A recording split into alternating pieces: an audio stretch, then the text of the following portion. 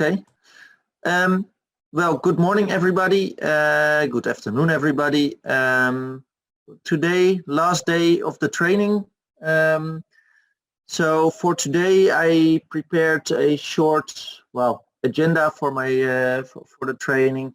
I think it's nice if we can do one more exercise with the WFlow model today, and then we make a step back to the view system. Where I provided you with two models for your region. So we will have a quick look at these models and integrate them in the view system, and then we hopefully can run the models within the view system. So that is for today.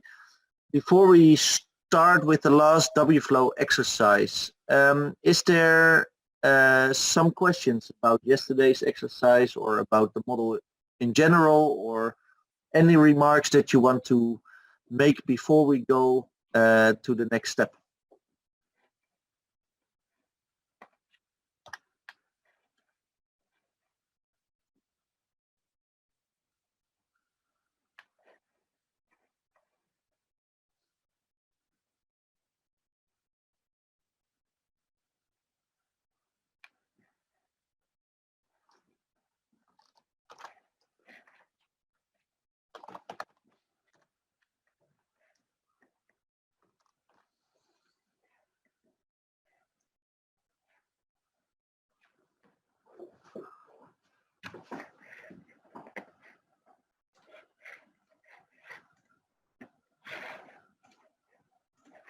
No, I forgot the interpretation function indeed, so I did not hear anything.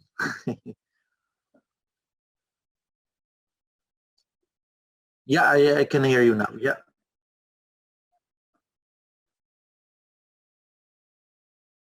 Ah, okay.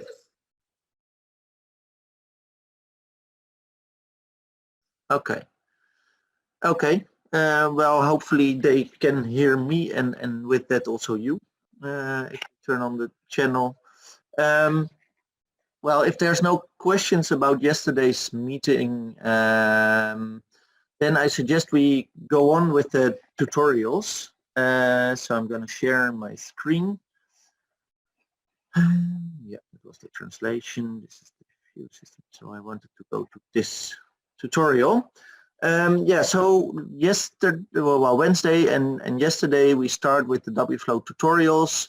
So we basically covered the basics on hydrology modeling with WFlow. And yesterday we did also the first exercise of model inputs and preparation, so creating the WFlow land use map. And for today I suggest we do one more exercise, and that is adding water bodies to the model. So that is lakes and reservoirs. My suggestion is that I now slowly demonstrate this this tutorial, because then since this tutorial is also recorded, you can also look at it later to see how I do it. So I'm going to open the adding water bodies to the model tutorial. And what are we going to do? We're going to add a lake and a reservoir to our model. So to do that, the exercise is prepared in a way that we have provided a shapefile for the lakes based on the Hydro Lakes database. For those who don't know it, but it's a global database with information about lakes. So the data is provided in the data folder, and I'm going to load this data in QGIS together with my stream order map. So first I'm going to start QGIS. So that will take a bit of time. And then I'm going to add my stream order layer. Stream order is the map that basically contains the river network, so to say, of my model. And this is also one of the maps that we've seen before, that you've seen before also in your QGIS environment. So while it's starting up, well, I'll just wait a little bit. Yeah, there it is. Well, then I'm gonna add a new layer. So that is, first I'm going to add my raster layer, my stream order map. So I'm going to go to, let me say, tutorials, WFlow, static maps, and then I scroll to the stream order map. Yeah, there it is. And I'm going to add that to my map. Yeah, so there it is. I'm going to make this one a bit smaller. Well, it's always nice to style it a little bit, so I style it with blue colors, classify. Yeah, so now I have a nice map of my stream order. If I want, I can also put a background map. So for example, I do a satellite map on the background, so then I can see where my catchment is located. And then in the tutorial it says add also the lake.shape. So I'm going to add another layer. In this case, it's not a raster layer, but a vector layer. And that should be in the data folder. And it's called lake.shape. There it is, open, and I'm going to add it. And now I see it's very small. I see that the lake has been added to my map. And here I see the lake. Well, I can maybe have a look on it. If I turn off the lake, I see indeed that also on the satellite imagery there is a lake here, and this is basically just the outline of the lake, and it's overlaying now with my stream order network. So if I zoom in, I would also be able to see the stream probably. Yeah, so here you see a very small stream, which is basically this big stream in my WFlow model. So the outflow of the lake is around here, and the water flows according to this network, stream network, downstream, all the way downstream to the outlet of my catchment. Yeah, so this is the shapefile of the lake. And then in the tutorial it says, well, we can have a look at the attributes of this lake. So I use this button in QGIS, which I can find here, and I can click on the lake, and then here on the lower right there's some attributes popping up now, and these attributes say something about the ID of the lake in the database, the country in which the lake is located, the area of the lake in square kilometers, the length of the let's say the circumstance of the lake, the volume of water stored in the lake. Well, there's all kinds of attributes, and these attributes can be useful for setting up the lake model in WFlow. So that was the first step of the tutorial. Then the next step is that we create the map files that are actually needed by the WFlow model. And the first one is the WFlow lake areas.map. So this is the one that we need to create. So we're going to create this map file by basically rasterizing our shapefile. So here we are going to use the rasterize function in QGIS, where we translate the vector to raster. And we're going to basically copy paste all the settings from what we see in this window. So I'm going to raster conversion rasterize. Yeah, so I see now here this window popping up. It's under the raster toolbar. My input layer, well, that's the shapefile, so that's the lake file. Then field to use for a burn-in value. So basically I can use a column or an ID from the shapefile to give as a value in my raster file. So in this case we select the HILAC ID, so basically the ID of the lake, as the value that we want to give to all the pixels in the raster layer. So we use the HILAC ID. So this one we keep on 0 because we use the HILAC. And then the output raster size units, well, we use georeferenced units, and we use the same width and height of the cells as that we also saw yesterday in the exercise. So because this is the grid size of the WFlow model, so 0.008333. So georeference units, and this one was 0.008333. Yeah. So that's the width horizontal resolution, and that's the same for the height or vertical resolution, so 0.008333.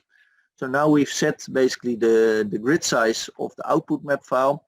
For the extent, we can use the information contained in our stream order map, because the stream order map is already the extent of our WFlow model. So basically here on the right side, I can click here and I can say use layer extent. So I click on the layer and then I use the WFlow stream order to calculate basically the extent of my output. Well, then, no data value, we keep as is. Output data type, in this case, we set it to int32. So then we go down, output type, output data type, int32. And then basically that's it. So then we can run it. Let's go down, run. Okay. Yeah, and now we see here that this layer was created. So this is a raster layer, basically covering all the cells that are in the shapefile. As you see, not all cells in the lake are covered with the raster file. So we need to correct it. So for this we use a tool. And that's the next step, is that we use a tool to basically fill in all the cells that are overlapping or touching the lake shapefile. So I'm going to use the Serval plugin, and there's that is this icon, and I'm going to set the value to this hit for HiLuck ID. So here there's the Serval plugin. This is the value that I want to give to my cells, and I just basically go in and I select, oh, sorry, I need to, yeah, probing mode, this one, and then this one to draw actually. So I'm going to draw all the cells that are more or less touching or covering the shapefile. That's done now. So that was this step. I missed one. Yeah, there it is. So now I see I created, I basically edited my output raster file, and now we're going to save this raster file in the PC raster format. So then I'm going to use the translate function also from the raster toolbox to save it as a PC raster map. So how do I do that? Well, I select the rasterize, raster, conversion, translate.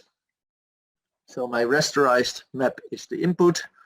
I want to make sure it's in the right projection, so I force it to be in this projection, WGS84. What does it say more? Yeah, we're gonna save it as a PC raster map with a value scale which is nominal. So here I'm gonna add a new PC raster value scale with the value scale nominal. Yeah, PC raster value scale nominal. Yeah, that looks good. Output data type int32, and in this case I'm going to save it as my WFlow lake areas map. So I'm going to save it, save the file, new maps, WFlow lake areas map, and then I'm going to save it. Yeah, looks good. Run, and now a new map has been added. Well, let's remove these for now, because now I'm going to check in my folder if it was indeed created nicely. That is in D projects, Carec training Wflow tutorials, Wflow tutorials, Wflow Moselle, new maps, and there should be a lake areas.map. Yeah, so I can just drag it into my QGIS, and yes, there it is, my lake areas map with the ID of the shapefile. So now I can also overlay it here. So here you see, yeah, I covered nicely the shapefile, and all the cells that are slightly touching or overlapping with the lake are now covered with grid cells in the lake areas map. So that was the first step in creating a lake module in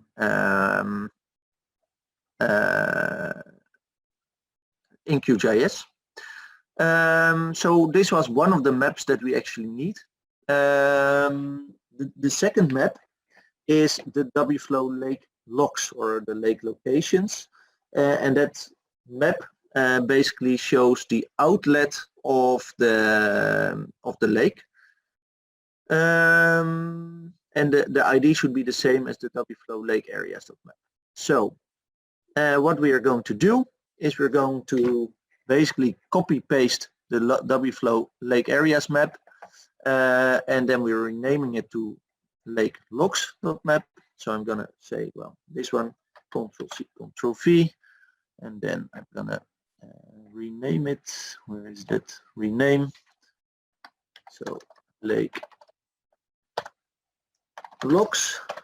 Yeah, I'm going to add this one to my QGIS also.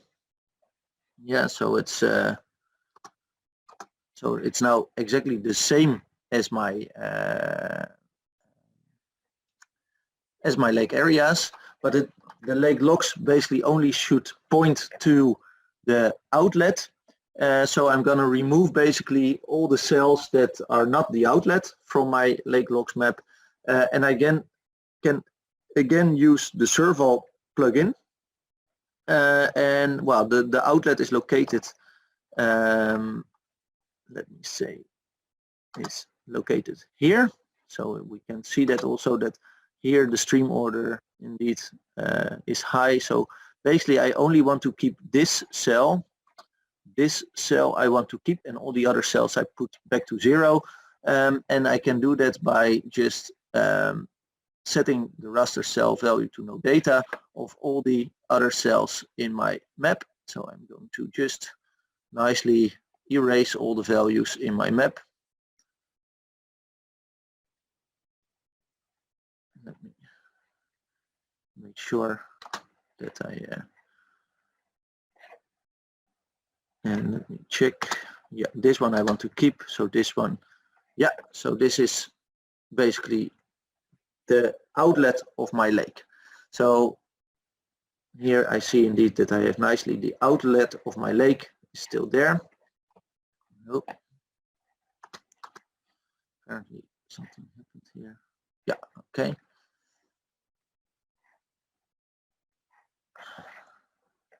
Okay, so that was this step.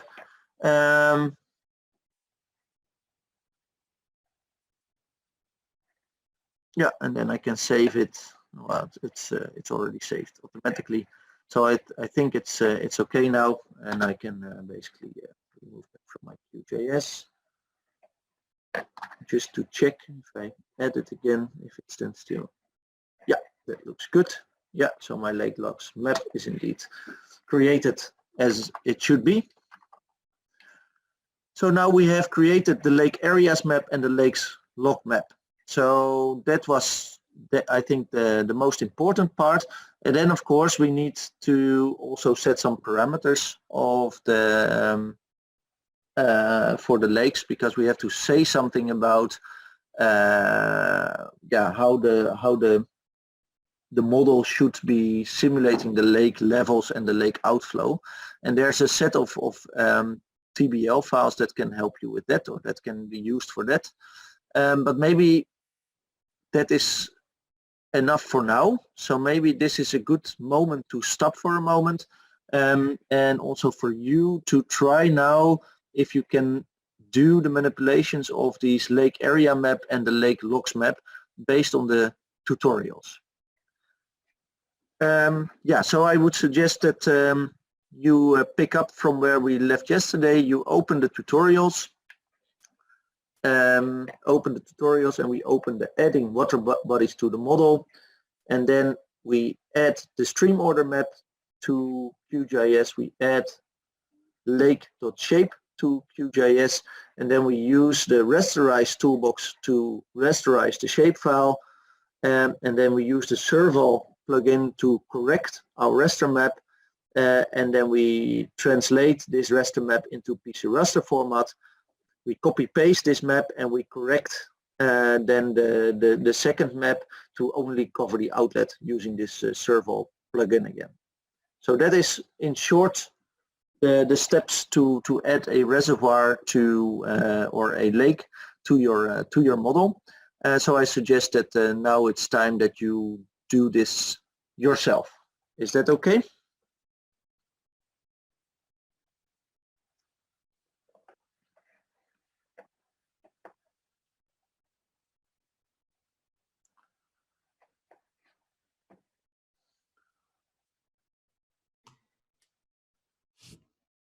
Okay. It is in the chat.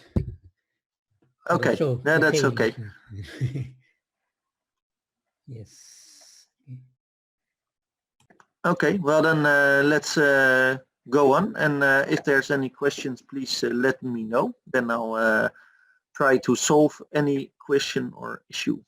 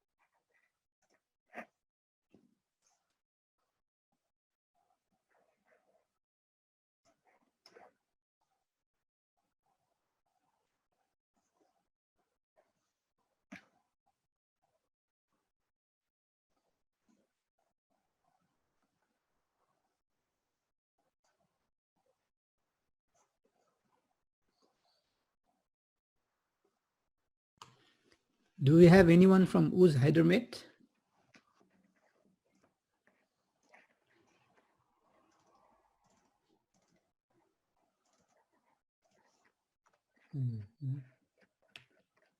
I see Kaz Hyderabad, Taz Hyderabad.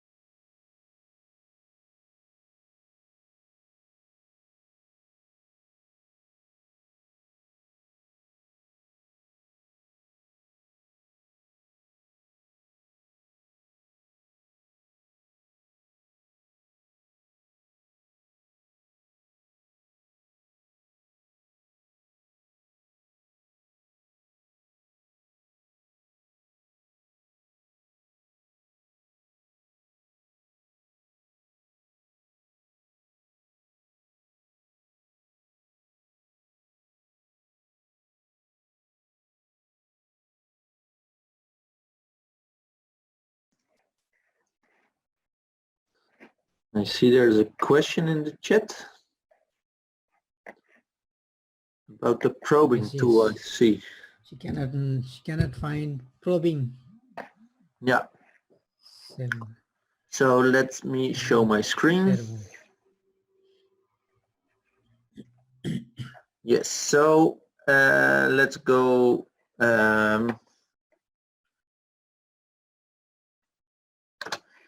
Okay. So the probing tool is part of the Servo plugin. So for me, let's say the Servo plugin shows the toolbox here. So here I have the probing tool, and here I can draw, and here I can set to no data.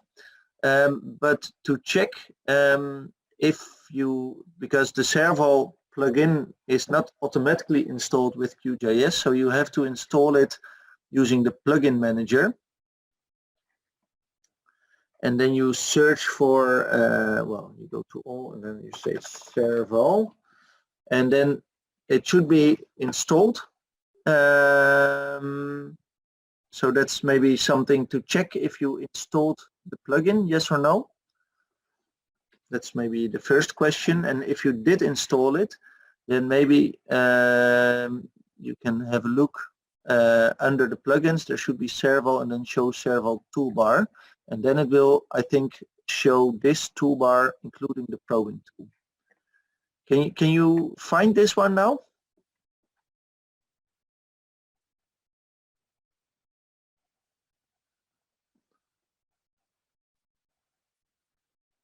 Or otherwise maybe share your screen so that we can have a look together.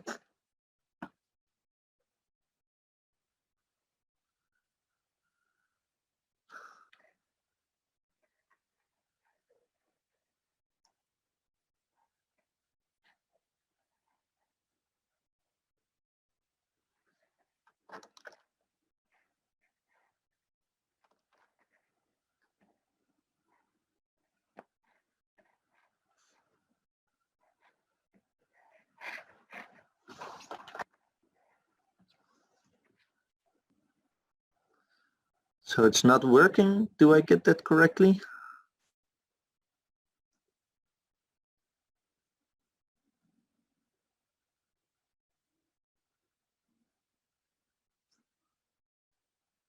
And if not, maybe can you share your screen, then we can have a look together.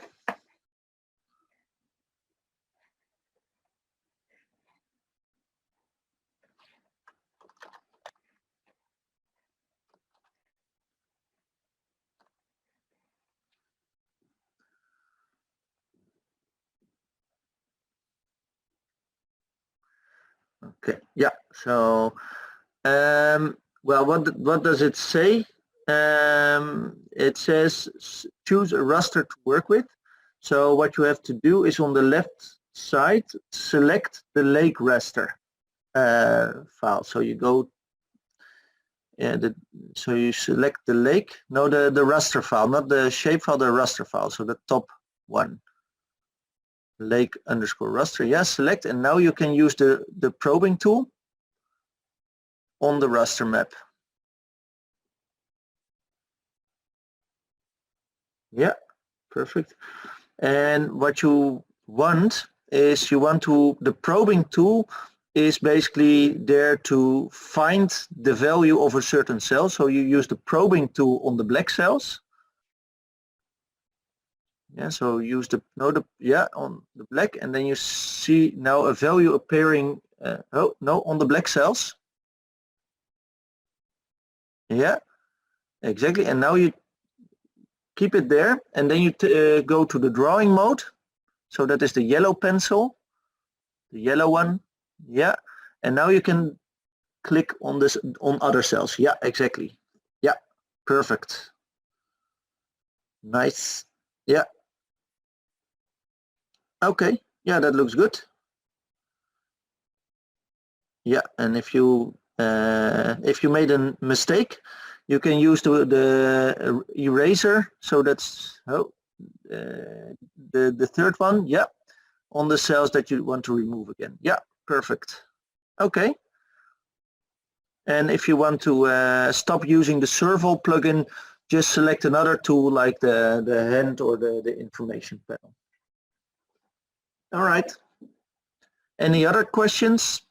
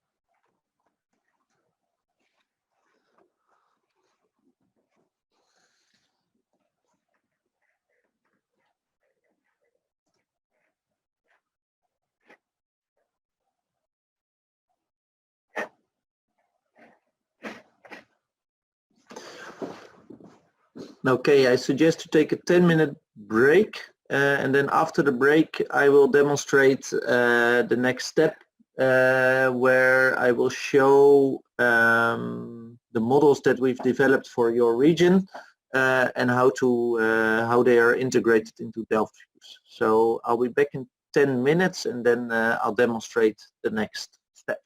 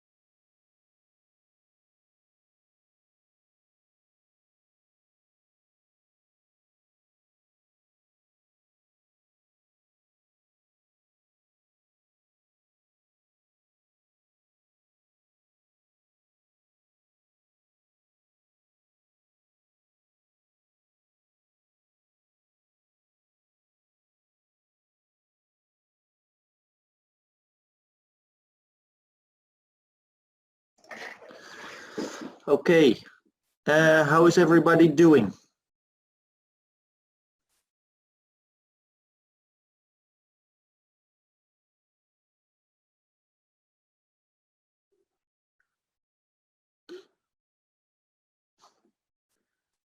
Making progress with the exercises, tutorials? Okay, I see. Okay, that's nice.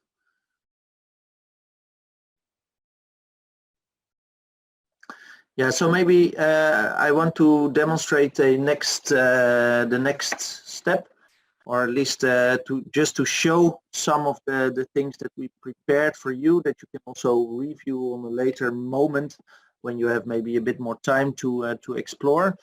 So what I wanted to show is that we've been working now with the Wflow tutorials for the Moselle catchment, which is a catchment in the Rhine basin, and that is of course for you less interesting.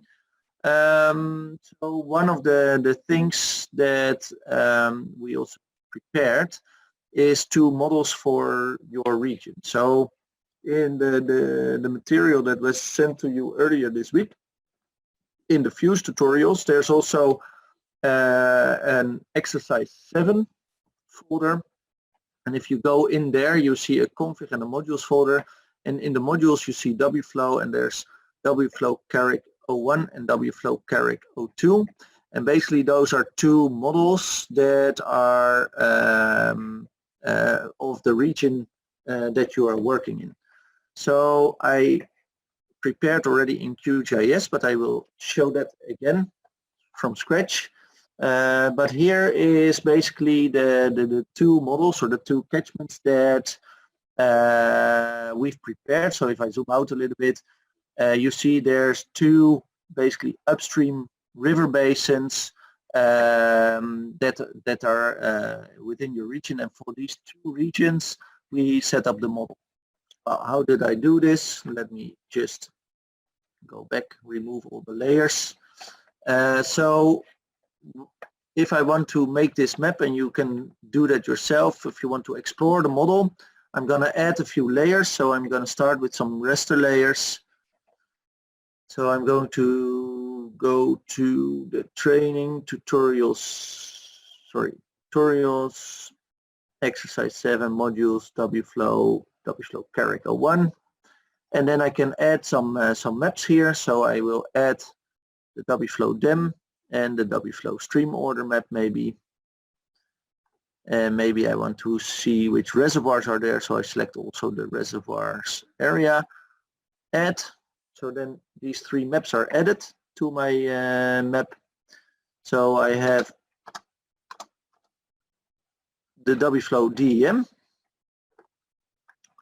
And now I can of course do a little bit of styling if I want, so I can also do some other type of styling, but maybe just keep it as is.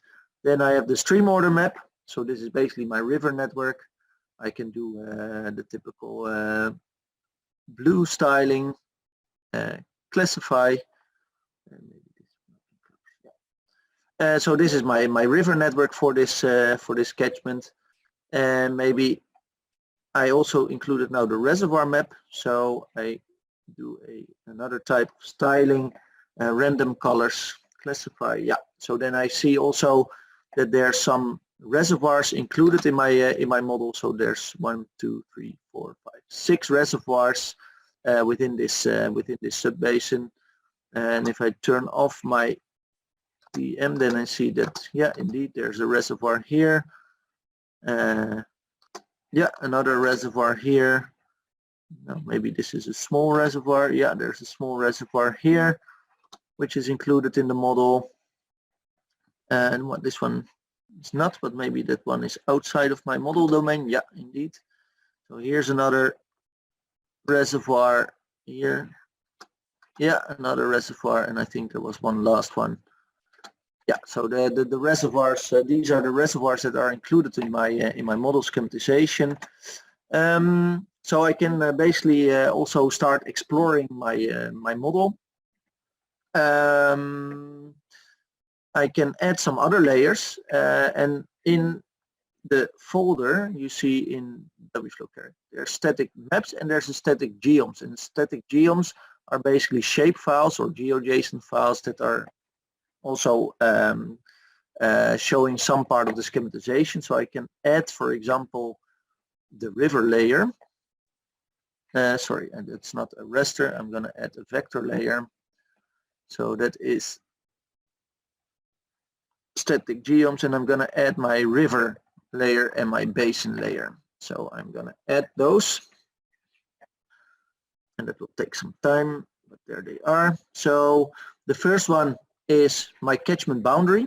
So that is this this gray or brownish. So I can also style this a bit nicer. Well, I don't want any fill.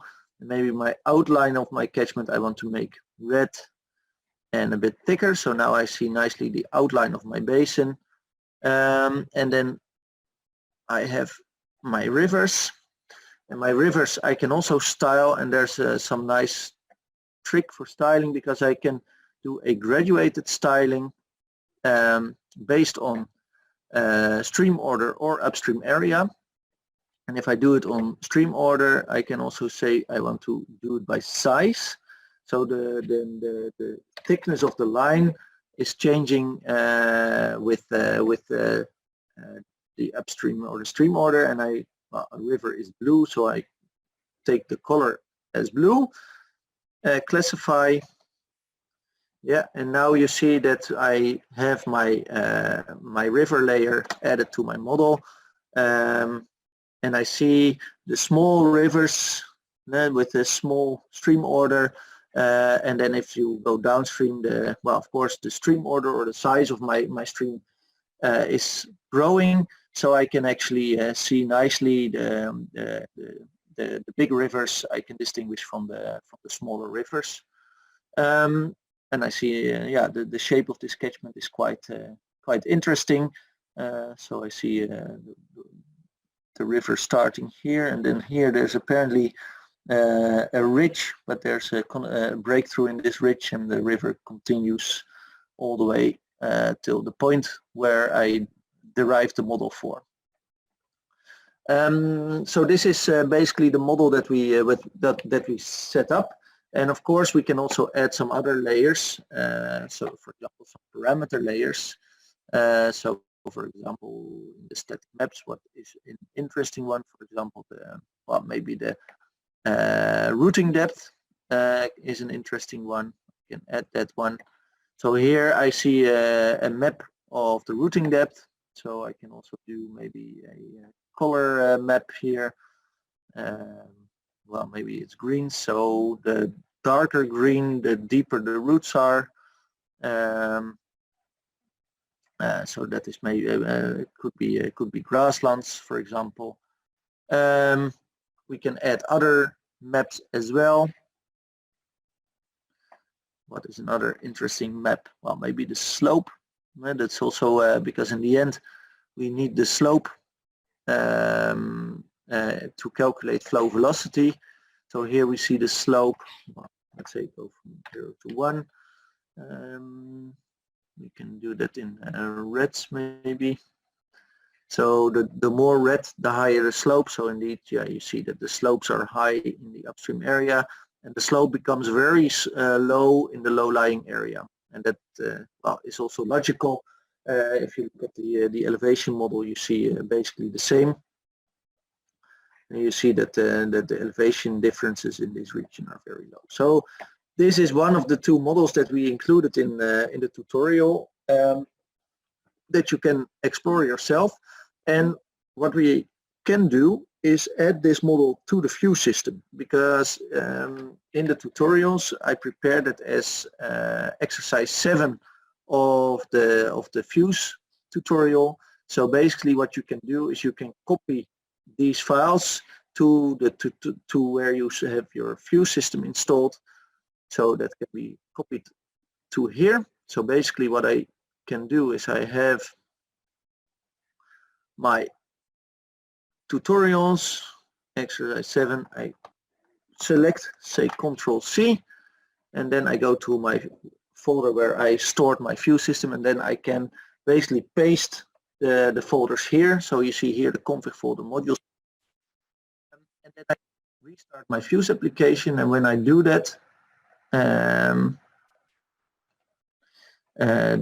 I see that I have a new option. I can actually run now my models, so my model A or model B. Well, in this case I run model B, and I can actually do a run. So I started now a run for the first month of 2014. So the start time, for end time is the end of January, start time is the 1st of January, and I can start this run. So I clicked on run, and now I see that my model is actually running. And I'm now waiting till the model is finished so that I can visualize the model results also in the spatial data display. So that's, I can check already how far is the model.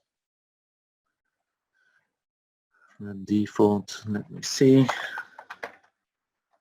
Yeah, so it's time step 21. Well, it's a big model, so it will take a bit of time before it's finished. While we wait, I can maybe also show the other model that we included. So in QGIS, this is the first model. I can also add the other model. So that is not Carrick 1, Carrick 2, static maps, they float them. Add. Yeah, and then you see that this is the other model domain. So these two models are now prepared and are included in the can be included in the Fuse system. So I will add then also the basin and rivers.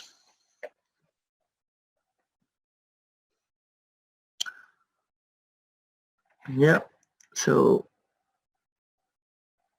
basin I can copy. Right mouse click, copy style, all style categories, and I'll paste them here. Style, paste, all style categories. And then I have my rivers, style, copy style, all style categories. And I do the same here, style, paste style, all categories. Yeah, and now you see that, let's say for the two models, we have a nice nice map of the model that we can visualize in QGIS. Yeah, so this is basically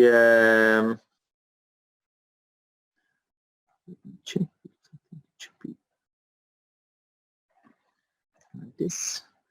Yeah, so this is basically the two models that we prepared, and that we can also run from the Fuse interface. Well, the models that we built for this region are based on the global data. So this you will see that that, for example, land cover, soil data is all from global data set, but also the elevation data is from a global data set. And what we see, and that is nicely highlighted here, is that the data that we see that there's a gap in this catchment. That means that this is basically an inland basin. So there's this is a separate basin from the rest. And well, I am not completely sure if that is correct or not, but this is, if we use global data, this is what comes out. And maybe that is not the reality. Maybe in reality this catchment or this region is connected to the main river. So if, for example, you have a better or higher resolution digital elevation model, this might need to be redone if you want to set up a complete model.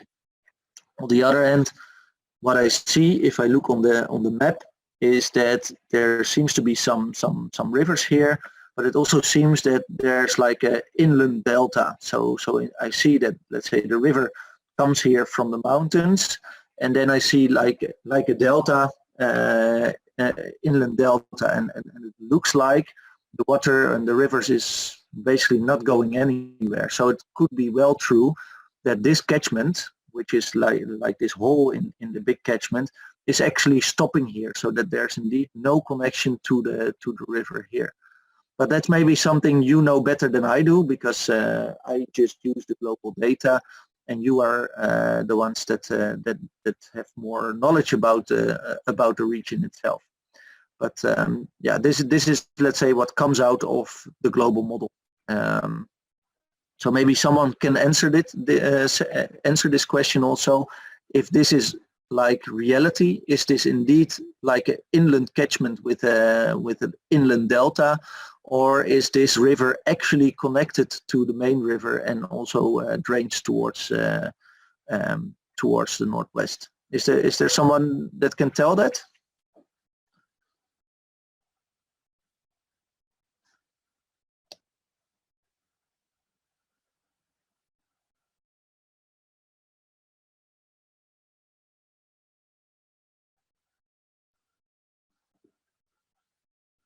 Or Sanjay, maybe you know? No, I don't have idea. Yeah, it looks like you were saying, right, but I don't have. Maybe someone from Kaz Hydro or. Yeah, because are we in Google Hybrid?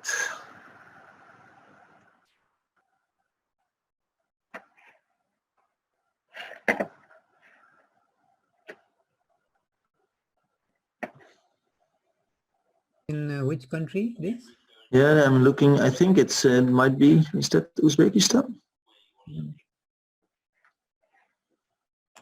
Okay, we don't have here from Uzbekistan. I think no one.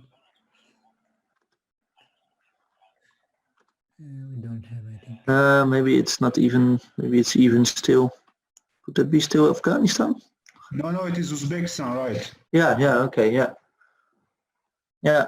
Do you know if this is like, let's say, reality? That this indeed like an inland catchment? What is the catchment actually? Which river? Yeah. So well, let me add. Oh. I'm not from Uzbekistan, but maybe I'm Yeah. familiar with. Yeah. Can I maybe change my coordinate system? Is it Chirchik River or what?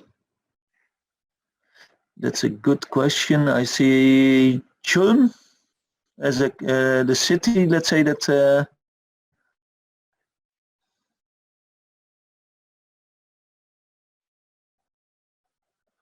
Yeah, it's difficult to see on the map. Yeah, let me check 1 minute. Yeah.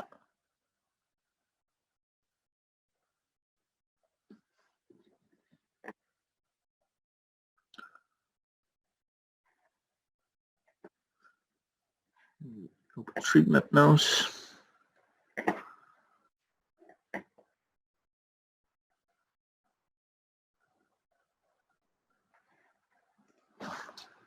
It's written in Arabic.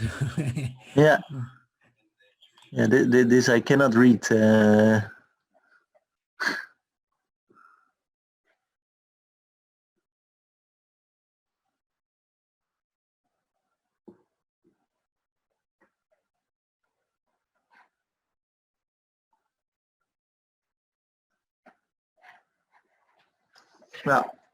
Well, it's for now maybe not super important, but it's just something that I find very interesting to see, that because yeah, we use this global data, and normally it's quite good, but if it's flat, then the global data is sometimes not completely correct. So then it is always interesting to see what comes out. And yeah, to see if it's correct, yes or no.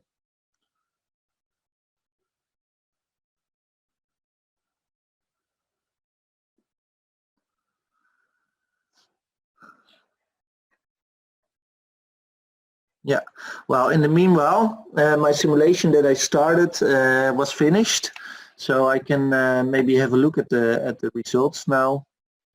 So I started the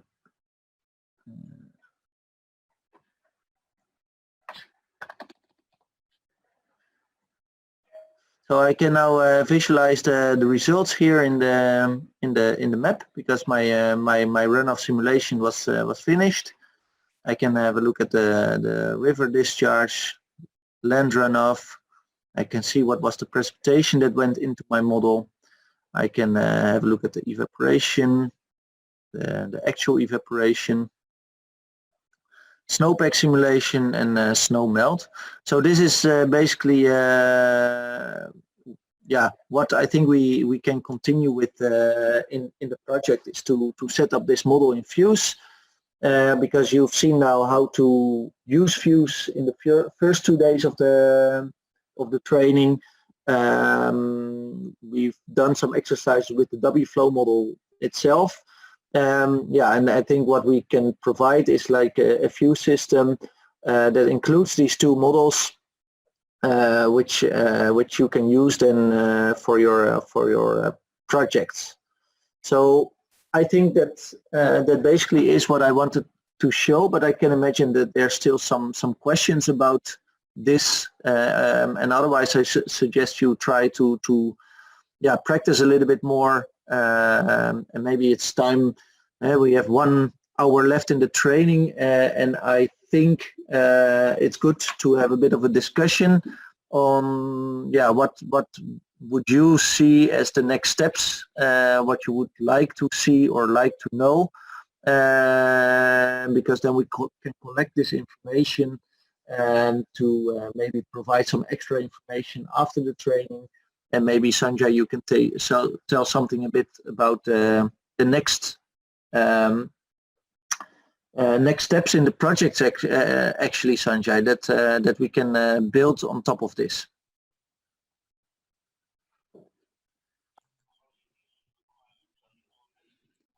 Yes, maybe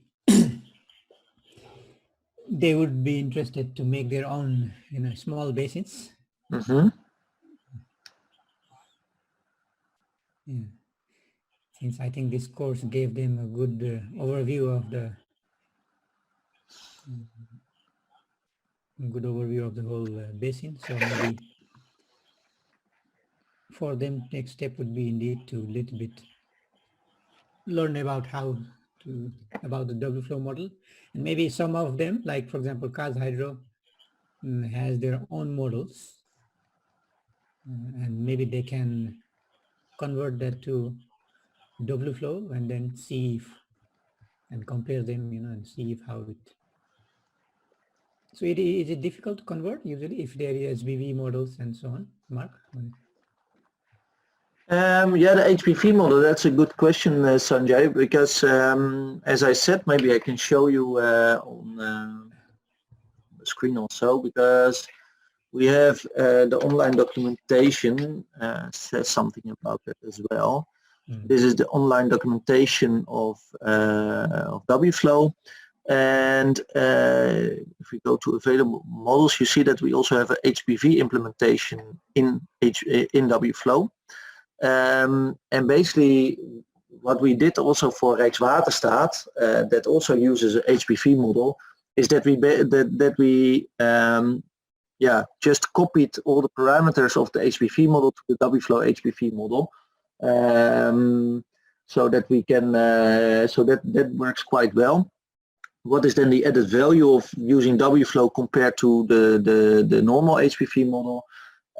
Is that the WFlow model is capable of using gridded input data, and in some catchments that makes a huge difference. If you can have spatially distributed rainfall, you can simulate more accurately the rainfall runoff process, of course. So that could be an option, is that we yeah, take one of these models from CAS Hydromet and convert it into a WFlow HPV model, just to see how that works out, and if that provides any let's say added value also for CAS Hydromet.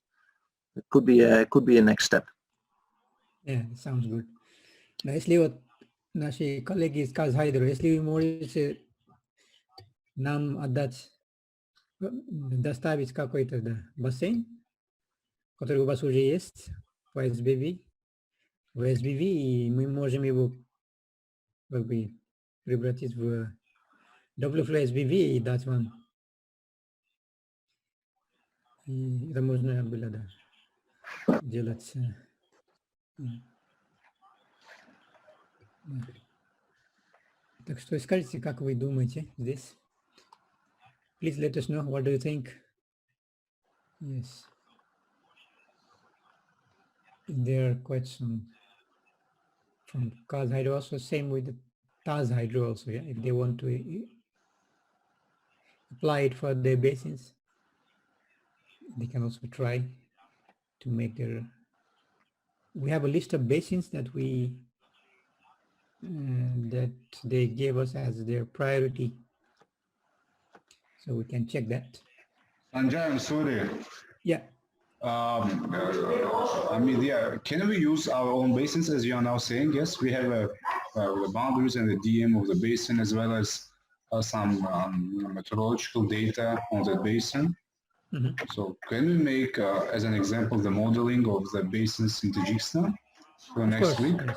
Yes, this is one of the also one of the how to say objective of this pilot. So we want you to make your a case with your own basin that is interesting for you. Yes. And definitely, yeah. So that's why please do that from now on. And if you have any questions, then you can always, because we are also going to set up some small kind of training sessions, small in future. So in January, maybe in January, February. So you try to make your own model. So we prefer that every country make their own model and then see how it performs. And if you already have some model, you can just simply convert that to WFlow and see indeed the comparisons. What if we don't have? No problem. Then you can do from scratch. That's no problem. I mean, I think Kaz Hydro is interested. They have already their models. That's why we thought they can look to this. But if you don't have, that's no problem. That's even good. So you can even make your own model and you can use it. You work in Taz Hydro, Orzu? No, Tajik. Sorry, where? Where do you work? Tajikistan. Yeah, but which organization? Taz Hydro or sorry, Taz Hydromet? Yes, Tajikistan is Taj Hydromet. Yes, you work in Taz Hydromet, right? Yes. Yeah, so Taz Hydromet is one of our cooperative partners. So you can indeed develop your own WFlow model and try to indeed look at integrate it also in Fuse. So you can use the whole system for your basins. So if you make one pilot basin, that would be already nice. So please go ahead with that. We will discuss about that later also. We will send them maybe a kind of message. How to proceed. Yeah, maybe what we can do, Sanjay, is to, let's say, prepare like a short overview of the data that we need then to set up these local models. So then we have like a well, of course we need a digital elevation model, maybe a shapefile of the river. If not, then we derive it from the digital elevation model. Maybe some information on land use and soil that we can then use to set up a local model. So I think if we provide that information, the requirements basically in a short memo, then all the Hydromet services can try to collect some of the data, and then in these small sessions we will demonstrate how to set up a model from this base data that can be used either standalone or in Fuse in the future. Does that sound good? Yes, yes. So Arjun, you heard, right? So please go ahead. So if you have information on your basins data, so you can share or work together to develop one pilot in Tajikistan. Okay. But the information that I mean, the catchment that I have actually due, I mean, you were mentioning the information on soil, and I guess the information on soil agriculture and other aspects are unavailable because it's a mountainous area. So I don't know whether because there is information on the soil type, you know, and other things. But as for meteorological and hydrological, yes, they are available. So. Yeah, so what I demonstrated now is that we are able to set up a model from global data. So we can do anything, we can do everything based on global data. But for some basins, you might have local data, which is more accurate, is better data. So we can also just basically replace some of the global data sets with local data. But if you don't have the local data, we can still use the global data for all the data sets that you don't have. So that we can make like a merge, a combination of local and global data, and make a model out of that.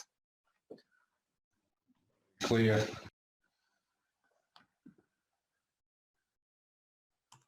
Yes, these exercises we showed you how global data can be used to set up the first model. Of course, you can then make it, refine it, put the information and more detailed data that is available for you with you. Yeah, so that's possible to do. And particularly if you have already studies and models like in CAS Hydromet, they have it, so they can use that model directly to convert to WFlow. So if there is someone from CAS Hydro you want to comment, please do it.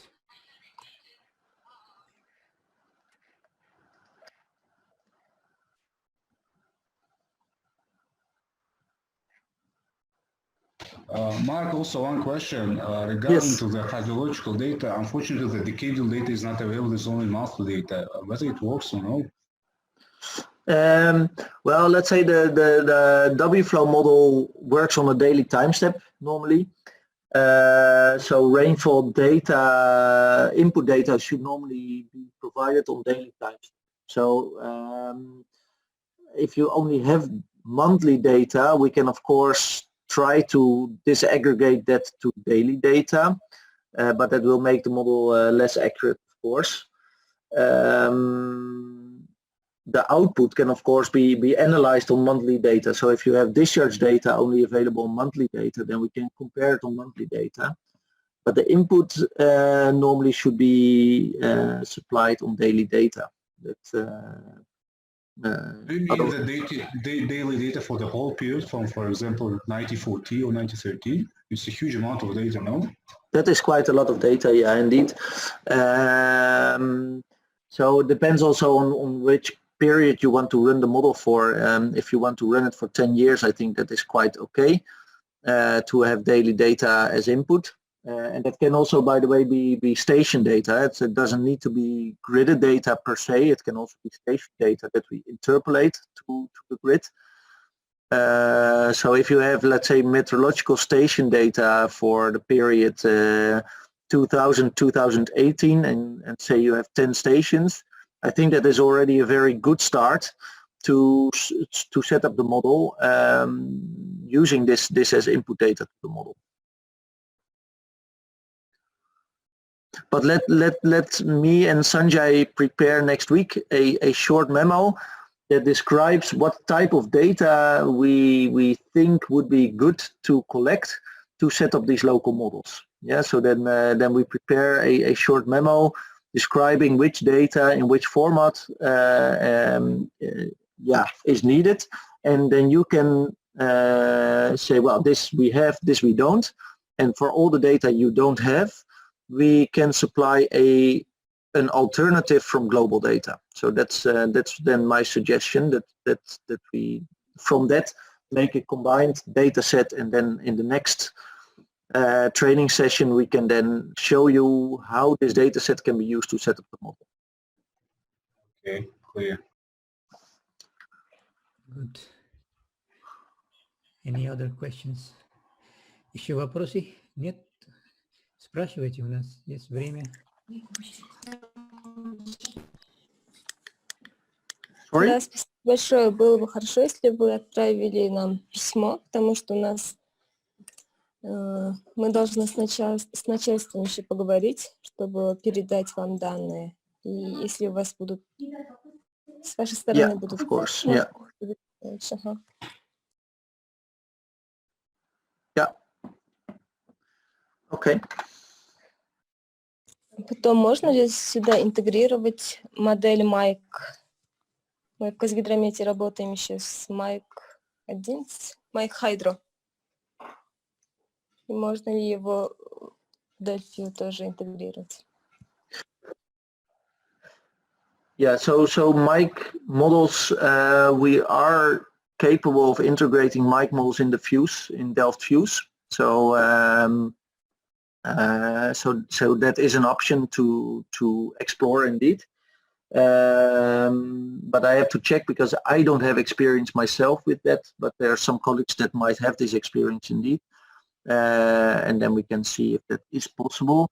But we should maybe also, and that's also to you, Sanjay, we have to think, let's say, what is feasible in general and what can we do within the project. So that's we should also be clear about that we cannot do everything within the project. So we have to prioritize a little bit in what we can do. Yes, you are right. We have some limitations and the scope within this project. So the main thing is, of course, to give you this kind of basic training courses and maybe also do one or two pilot cases with like each country. So like Uzbekistan, Kazakhstan, Tajikistan, and if Turkmenistan, if they want. So just the basic pilot studies. And but if you want to have more, of course, we have to discuss how to do that, and maybe there are other scopes. We have to also see, because this is not easy. Delft Fuse can many models can be integrated in Delft Fuse. There are already adapters for that also, like for HMS, HBV, and mic models. But that is not straightforward, and it's not like just plugin, because this all depends on the what kind of models, which version of the models. We have adapter maybe of the older version, and if you are using new version of other ones, then it's not easy. It's not straightforward, but it is possible. That's why Delft Fuse is a very nice system where you can indeed integrate all kind of models, and not only hydraulic and hydrology, but also water quality and storm, like I think Mark showed you in the first presentation. Yeah, in that sense, Delft Fuse is a strong tool. So that is possible. But we don't know whether we can do it within the scope of this project or not. Maybe you can also ask for separate training sessions within the scope of some other projects or other activities. But we will try to see what can be done. We will discuss that. Хорошо, спасибо. Уже решено то, что в следующей неделе продолжение будет уже с пилотными проектами в наших странах или как, или это все еще в разработке? No, next week is not this one. Next week we will have another one, the water resource studies. Module 2 is the second module. But for this, we will make a plan.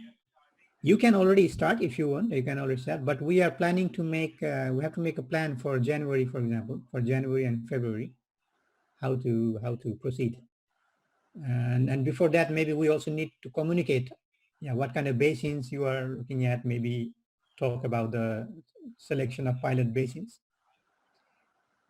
And then in January, we will plan, January and February, we will plan a short, not this kind of long things, but short and things with short missions, short training sessions with each hydromates.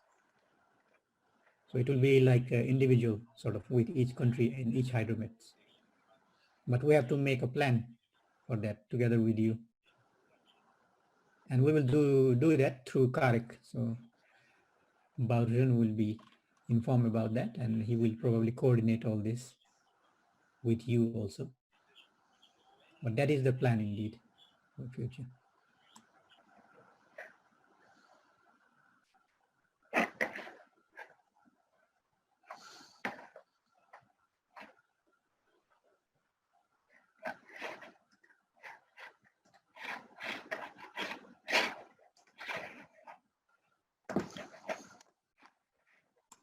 Any other questions, comments? How did you like this course? Did you find it useful? Please comment.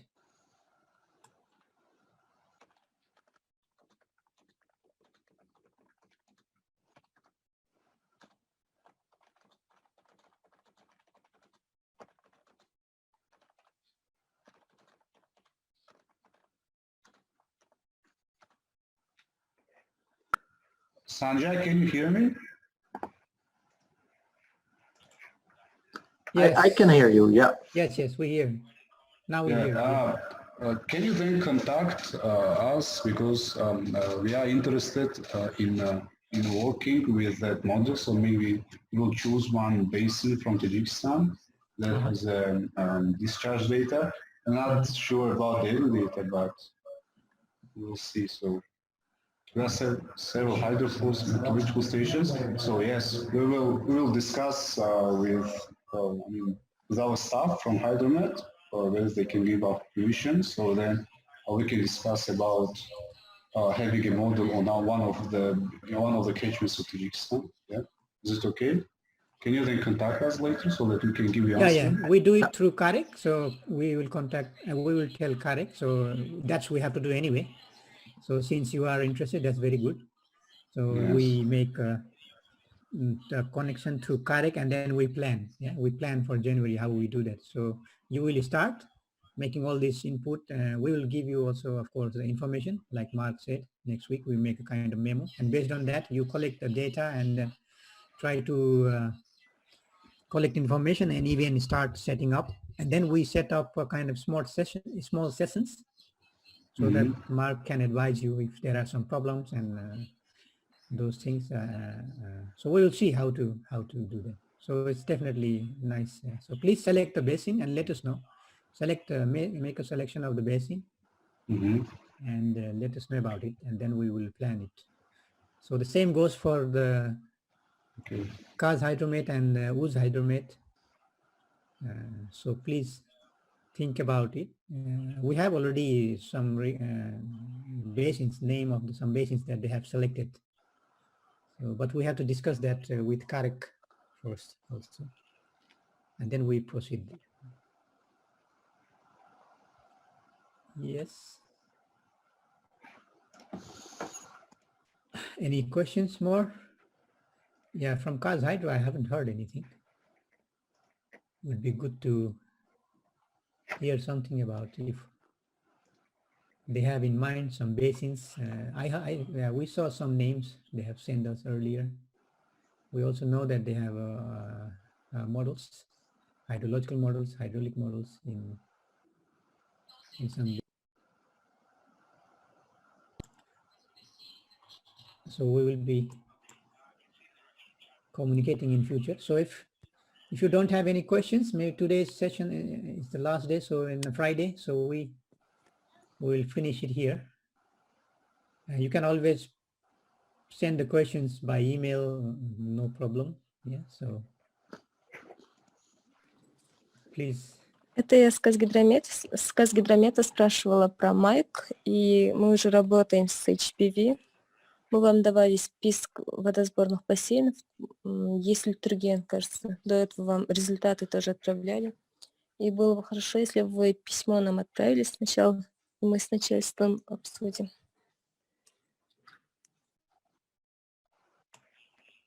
Yes, we will definitely do that. No problem. And we'll do that through Karek. So it's all official because this project is managed by Karek. So they will send you an official request.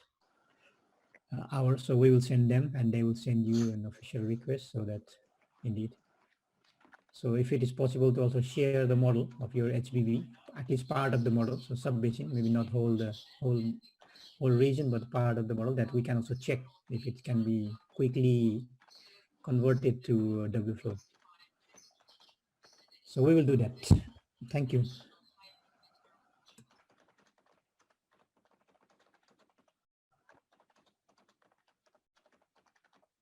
How about Uz hydromate? There is one from Uz hydromate also, right? If I see, they already left us. They already left. Okay, if you don't have any questions, thank you very much for your patience. And we hope that you will be working on this. We hope that it was useful. Wait, Scott, whose Hydro is connecting to audio? You want to say something? Whose Hydro?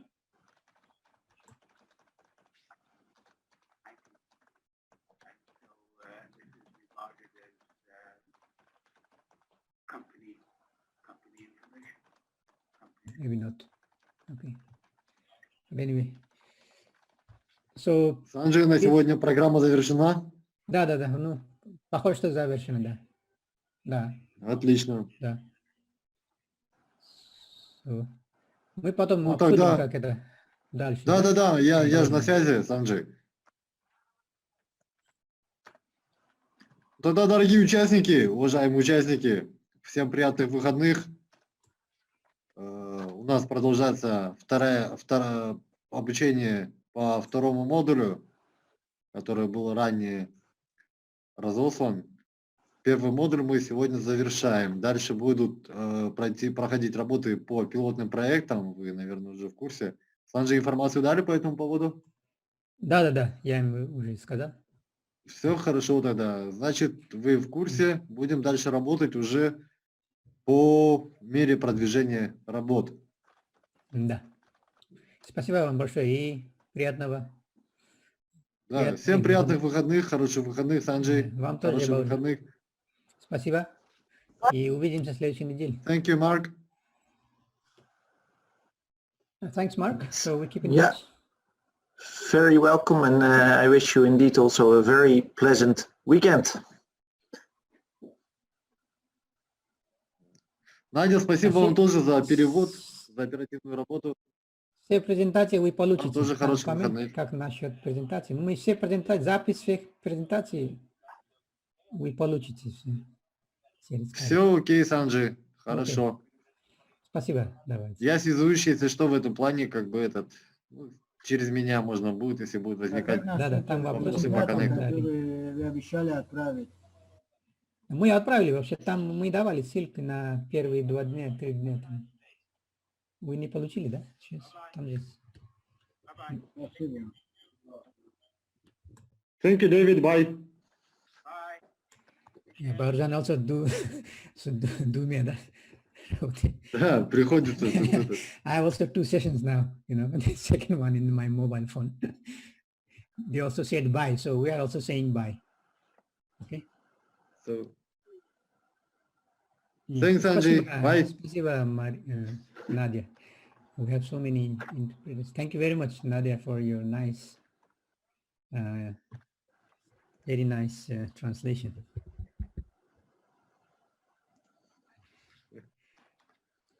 Yeah. Спасибо. Всем до свидания. До свидания. Goodbye, Mark. Goodbye, Sanjay. Bye.